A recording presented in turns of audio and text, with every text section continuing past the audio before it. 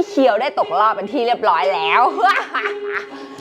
เราเนี่ยทำการหาขาเก้าอี้พี่เขียวเพื่อที่จะได้เป็นแอดมินคอมเซตแห่งแอดไวคนต่อไป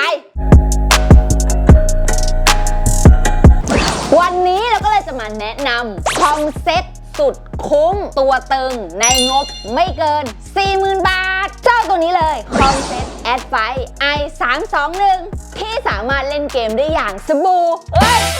บายบอกเลยว่าเล่นเกมได้แบบลื่นไหลไม่มีสะดุดไม่ว่าจะเป็น Delta Force ที่กำลังฮิตอยู่ตอนนี้เนี่ยบอกได้เลยว่าเล่นแบบลื่นไหลไม่มีสะดุดเดี๋ยวเราไปดูกันว่าสเปคเนี่ยมีอะไรบ้างมาเริ่มกันที่ CPU Intel Core i5 14400F Mainboard เนี่ยเป็น MSI D760M Gaming Plus Wi-Fi แรมที่ให้มานะคะเป็น Core 7 Gen RGB Black 32GB DDR5 Bus 5,600 SSD 1TB ของ Hixemi Future การ์ดจอที่ให้มานะคะจะเป็นการ์ดแลก RTX 4070 12GB Power Supply นะคะเป็น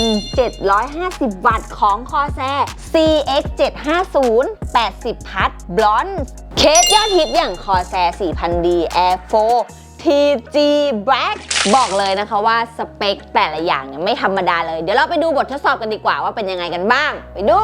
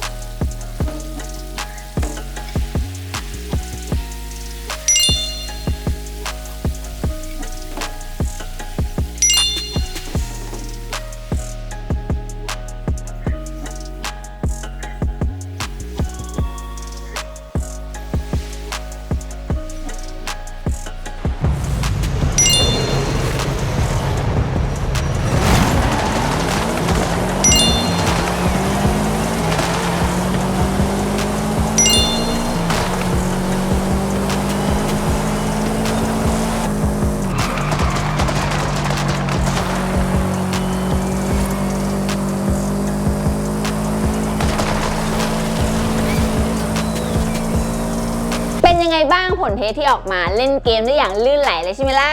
บอกเลยว่าจ่ายทีเดียวเนี่ยจบทุกเกมใครที่สนใจคอมเซต i321 ตัวนี้นะคะสามารถสั่งซื้อได้แล้วที่แอดไวทุกสาขาทั่วประเทศและสปป.ลาวรวมถึงแอดไวออนไลน์เนี่ยก็สามารถสั่งซื้อได้เช่นเดียวกันสุดท้ายนี้นะคะฝากไว้ด้วยนะคะกับแอดไวศูนย์รวม IT สมาร์ทโฟนจำหน่ายและซ่อมครบจบในที่เดียว